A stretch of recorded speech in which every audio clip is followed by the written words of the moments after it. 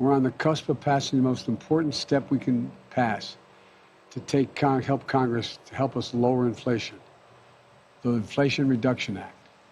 That's right, folks. We are on the cusp of passing the Inflation Reduction Act in the Senate, and if you look at the history of bills passed in Congress, they typically do the exact opposite of what they're named, so we might want to brace ourselves here. We'll get to all that and much more later on. So hello everyone, and welcome back to your daily government and financial news update. As always, I'm interested in hearing your thoughts on everything, so make sure to give this video a like, but also leave a comment giving your thoughts on everything going on.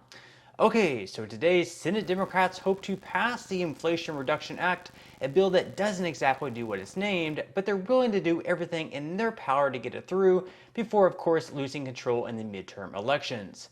Just how far are Democrats willing to get this bill passed, you ask? Well, it turns out that the deadliest virus of all time is now no longer of any importance to Democrats, nor is the health of any other person, as Senate Democrats have now adopted an unofficial don't test, don't tell protocol. According to Puck, Senate Democrats, some of whom have decried GOP colleagues' lenient attitude towards masking, have adopted an unofficial don't test, don't tell protocol of late, particularly as they endeavor to pass the historic Inflation Reduction Act this weekend. One senior Senate aide told me they're not going to delay it if a member has gotten COVID. Counterparts are saying they're not going to test anymore. It's not an official mandate, but we all know we're not letting COVID get in the way. The deal is happening. Less testing, just wear masks and get it done. When Chuck Schumer was asked about a plan B today in case someone drops out with COVID, he said, "We're not talking about a plan B. We're going to stay healthy." Another source said, "If you catch COVID, quote, you can bring your ventilator and still vote." So a group of people who for the last year said we need to be taking this virus extremely seriously and that we need to lock ourselves down in our house, test often, and isolate ourselves from others because we might just kill grandpa, while some of those opinions may have been correct depending on your age and risk, this sure is a complete 180 turn of position, and it sure makes them look like hypocrites. So for the rest of the weekend, even if one of them starts feeling bad, they're just being told to ignore it. They can wear a ventilator and show up and vote, but ignore testing or admitting to having COVID because passing this bill is just too damn important. And let me tell you, I personally got COVID just a few weeks back, and just for a few days there, for both my wife and myself, we were feeling extremely bad, so can't really imagine going in to vote after getting COVID, not to mention putting others at risk as well. So really amazing stuff right there, just ignoring COVID in favor of getting this bill passed. But it's really not too much of a surprise considering that during the early lockdowns, people trying to keep their businesses open or just perhaps live a normal life were shunned for being selfish or perhaps a bad person.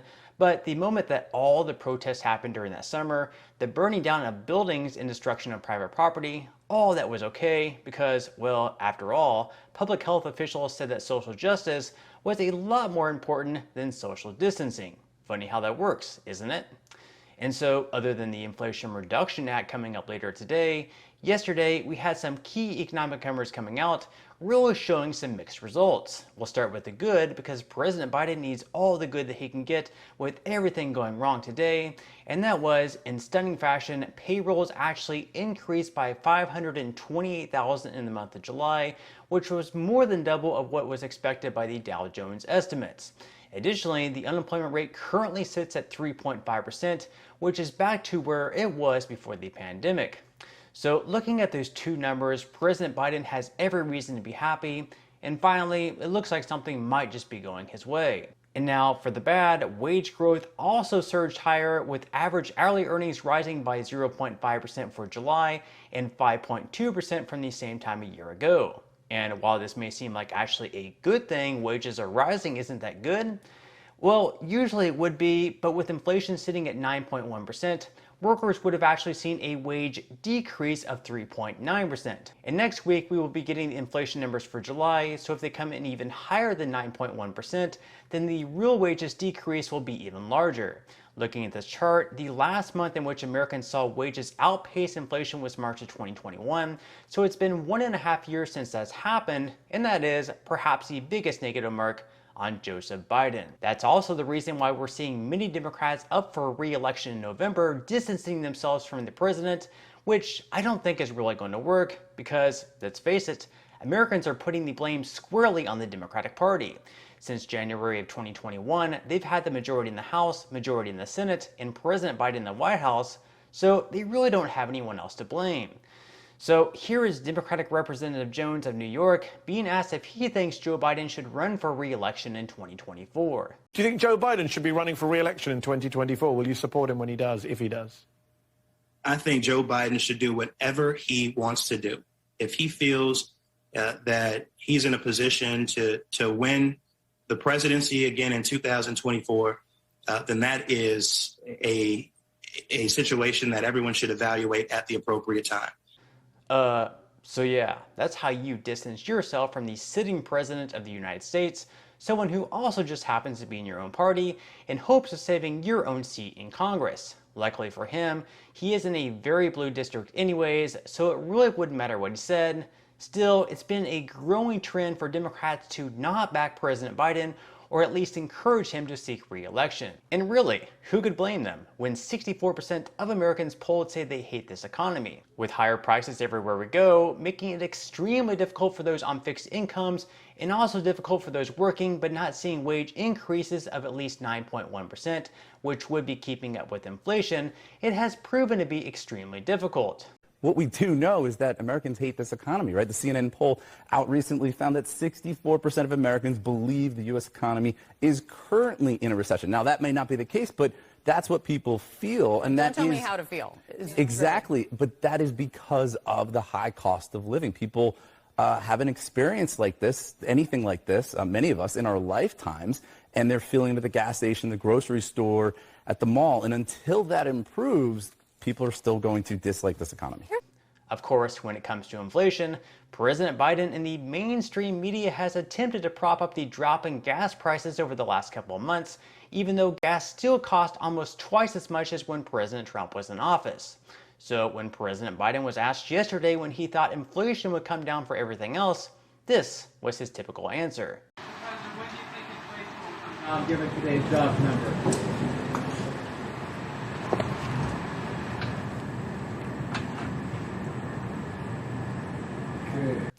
And yeah, we got nothing. Now, in some news regarding stimulus checks, one economics professor at George Washington, as well as many other economic experts, would agree anytime an economic downturn such as a recession takes place, that makes the chances of a stimulus check going out that much more likely. Before the $1,400 stimulus checks were sent out as part of the $1.9 trillion stimulus package, 4 out of 5 people said they supported them, including 9 in 10 Democrats and 2 in 3 Republicans. All in all, they're pretty popular with both parties. Of course, with this rapid inflation taking place, we may not see so much support, especially among Republicans, but still, the opportunity is still there. At the state level, we've already seen many states issue their own relief payments, with about 1 out of every 5 states having their own programs, and we may see even more states issue stimulus checks in the near future. As far as a forced stimulus payment at the federal level though, just because they've been seen to cause much more inflation by Republicans, it's unlikely to happen unless perhaps we get inflation under control, but continue seeing other parts of the economy go downhill. Now, with that said, I am curious what all of you guys think. Would you like to see a forced stimulus payment sent out? And if so, how targeted would you like to see them be? Okay, so on that note, I'm going to go ahead and wrap up this video, but before you go, if you would like to receive 6 free stocks and $5 of Bitcoin valued anywhere between $50,000 to $10,000 in the comment section below, I will be leaving a link where you can receive just that from my partner in Webull. And even if you don't want to invest at this time for whatever reason, you can always sell the stocks for what they're worth and transfer that money right back to your bank account. So happy Saturday, everyone. I hope everyone has a great weekend ahead, and I'll see you in the next video.